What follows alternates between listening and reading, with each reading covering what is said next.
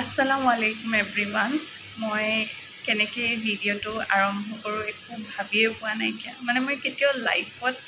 ভাবা নাছিলোঁ যে মই এনেকুৱা এটা ভিডিঅ' আপোনালোকৰ মাজত লৈ আহিম বুলি কাৰণ বহুতে মোক সুধি আছিলে আপোনালোকে হয়তো বহুতে গম পাইছে যে মোৰ সৰু মামা আজি এসপ্তাহ হৈছে যোৱা দেওবাৰে মোৰ সৰু মামাৰ ইন্তেকাল হ'ল আৰু বহুতে সুধি আছিলে যে মোৰ সৰু মামাৰ কি হৈছিলে তাকে ভাবিলোঁ আপোনালোকৰ মাজত যেহেতু আপোনালোক মোৰ ফ্যামিলি হয় আৰু মানে ভাবি পোৱা নাইকে কেনেকৈ শ্বেয়াৰ কৰোঁ বহুত বেছি মনত সাহস গোটে আপোনালোকৰ মাজত ক'বলৈ আহিছোঁ প্লিজ আপোনালোকে মোক একো ভুল নুবুজিব বা ভুল নধৰিব যি হওক কাৰণ সবৰে মাইন্ডসেটটো বেলেগ হয় এতিয়া আপোনালোকক যেহেতু ফ্যামিলিৰ নিচিনা ভাবো আপোনালোকৰ কাৰণে মই ভাবিছোঁ যে এই ভিডিঅ'টো বনাও বুলি বহুতে সুধি আছিলে মোৰ মামাৰ লগত কি হৈছিলে কেনেকৈ তেওঁ ঢুকালে তাকে ভাবিলোঁ যে শ্বেয়াৰ কৰোঁ আপোনালোকৰ মাজত আৰু কি কম কেতিয়াও এক্সপেক্ট কৰা নাছিলোঁ এনেকুৱা এটা মানে ইমান সোনকালে সাডেনলি মোৰ মামাৰ লগত এনেকুৱা এটা হৈ যাব বুলি মানে মোৰ সৰু মামাৰ কিডনিৰ প্ৰবলেম আছিলে আজি হৈ গ'ল 2000 মানে 20 তেও গম পাইছিলে 2020 গম পাইছিলে আৰু তাৰ পিছতে তেও ডায়ালিসিস কৰাই আছিলে আজি 5 বছৰে তেও ডায়ালিসিস কৰাই আছিলে আৰু তেওঁৰ লগতে মানে দুটা কিডনি ড্যামেজ হৈ ফাৰ্স্ট যেতিয়া মানে টেষ্ট কৰাইছিলে গুৱাহাটীতে ফাৰ্স্ট তেও টেষ্ট কৰাইছিলে প্ৰথম অৱস্থাৰ পৰা কি হৈছিলে জানেনে মোৰ মামাৰ মানে খুব মানে ভৰি বিষ হৈ থাকে হা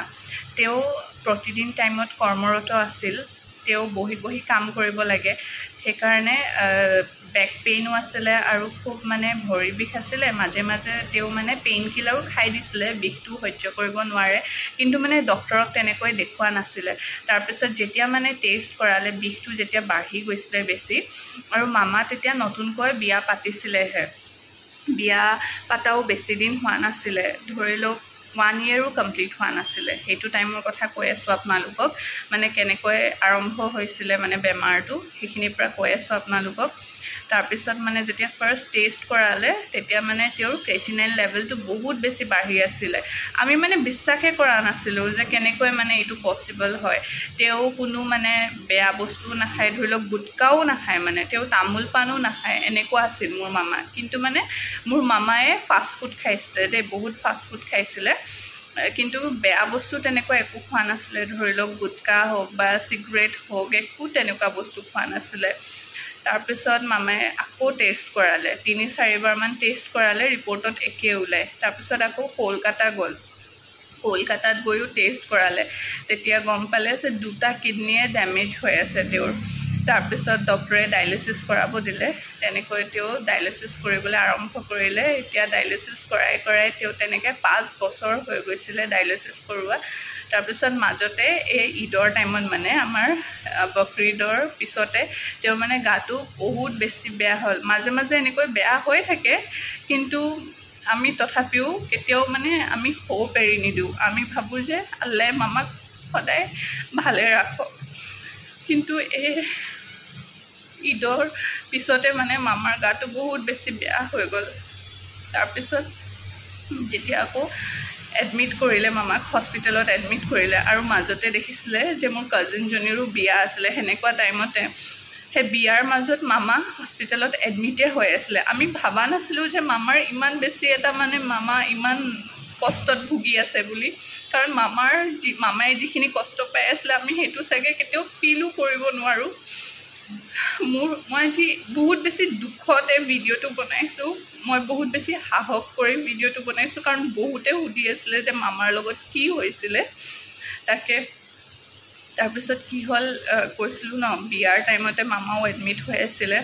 আমি ইমান ফিল কৰা নাছিলো যে এনেকুৱা মেজৰ কিবা হৈছে বুলি তাৰ পিছত ডক্টৰে ক'লে মোৰ মাজু মামাই গুটেইখিনি মোৰ মামাক মানে ধৰি লওক ডায়ালিসিস কৰোৱাৰ পৰা গুটেইখিনি মোৰ মাজু মামাই কৰি আছিল দে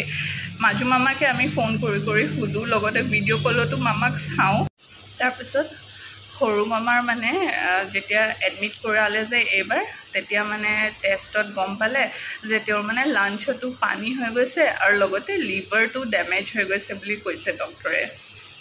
আৰু পিছতহে আমি গম পাইছোঁ যে বিশেষকৈ মই পিছত এইখিনি কথা গম পাইছোঁ। তাৰপিছত কৈছিলোঁ ন কাজিনজনীৰ বিয়া আছিলে, তাই মানে যিদিনাখন বিয়া শেষ হৈছে আৰু তাৰপিছতে ইমান বেছি চিৰিয়াছ কণ্ডিশ্যন হৈ গ'ল ন মামাৰ, তাৰপিছত আম্মাক আমি পঠিয়াই দিলোঁ গুৱাহাটীলৈ। তাৰপিছত যিদিনাখন মানে তাই ঘৰ উঠিব আহিছে সেইদিনাখন দিনত ধৰি লওক 12:30মান বজাত মোক মাহীয়ে ফোন কৰি কৈছে যে মানে মামা ডায়েলিচিছ কৰাব গৈছিলে, আৰু মামাই হায়াত হস্পিটেলত ডায়েলিচিছ কৰে আছিলে, বেলেগ এখন হস্পিটেলত এডমিট হৈ আছিলে বেলতলাৰ। তাৰপিছত হায়াতত মানে তেওঁক ডায়েলিচিছ কৰাব লৈ গৈছিলে, আৰু ডায়েলিচিছ কৰাবই নাপালে। মোক মাহীয়ে ফোন কৰি কৈছে কি ক'ম আপোনালোকক, যে যেতিয়া ক'লে এখন ভাবকচোন তাই ঘৰ উঠিব আহিছে, আৰু লগতে মই মোৰ মামাৰ মানে এনেকুৱা এটা নিউজ পালোঁ, মোৰ মানে একদম হাত ভৰি কঁপনি উঠি গৈছিলে সেইটো টাইমত। মই সিহঁতৰ ঘৰতে বহি আছিলোঁ, মানে এনেকুৱা লাগিছিলে কি কৰোঁ কি নকৰোঁ নিচিনা লাগিছে। মানে লাইফত ভবা নাছিলোঁ যে আমি আমাৰ মামাক ইমান সোনকালে হেৰাই দিম বুলি। এইখিনিয়ে আছিলে। আৰু জানেনে, আমি সদায় মানে আমাৰ যেতিয়া লাইফত অলপ প্ৰব্লেম আহে ন, আমি ভাবোঁ আমি মানে একদম লগতে হোপ এৰি দিওঁ ন, আশা এৰি দিওঁ, এনেকুৱা লাগে একদম আমাৰ লাইফটো শেষ হৈ যাওক নিচিনা। কিন্তু মোৰ মামা এনেকুৱা আছিলে, মোৰ মামাৰ মানে গম পাইছে ন 2টা কিডনি ডেমেজ, তেওঁ 5 years ষ্ট্ৰাগল কৰিছে কিন্তু কেতিয়াও হাৰ মানা নাছিলে। মোৰ মামাৰ যে কিবা এটা বেমাৰ হৈছে কেতিয়াও তেওঁ তেনেকুৱা মানে নাছিলে, আমাক কিমান সাহস দিছিলে তেওঁ। কিন্তু এতিয়া সেই মানুহজন যে আমাৰ লাইফৰ পৰা নোহোৱা হৈ গ'ল, মোৰ মানে এতিয়াও বিশ্বাসেই হোৱা নাই। কিয় মোৰ এনেকুৱা লাগিছে যে আমাৰ মামা আকৌ আহিব নিচিনা, মানে এতিয়াও বিশ্বাস কৰিব পৰা নাইকিয়া। আজি 1 সপ্তাহ হৈ গ'ল মোৰ মামা নোহোৱা, কিন্তু মোৰ সঁচাকৈ বিশ্বাস হোৱা নাইকিয়া। প্লিজ আপোনালোকে মোৰ মামাৰ কাৰণে দুৱা কৰিব। তেওঁ মানে জীয়াবলৈ কাৰণে বহুতখিনি চেষ্টা কৰিছিলে, তেওঁ কেতিয়াও হাৰ মানা নাছিলে, সদায় আমাক সাহস দি গৈছিলে।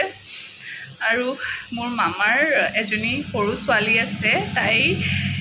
ইনায়া, পাৰিলে মই তাইৰ ফটোখনো লগাই দিম। আৰু মোৰ মামীও কম বয়সীয়া, বেছি বয়স হোৱা নাছিলে, তেওঁলোকৰ কাৰণেও দোৱা কৰিব। আৰু লগতে মোৰ নানী, মোৰ ঘৰৰ সকলোখিনিৰ কাৰণে দোৱা কৰিব, যাতে আল্লাহে আমাক আৰু বেছি ধৈৰ্য শক্তি দিয়ে। মানে এতিয়াও আমি এই বস্তুটো একচেপ্ট কৰিব পৰা নাইকিয়া।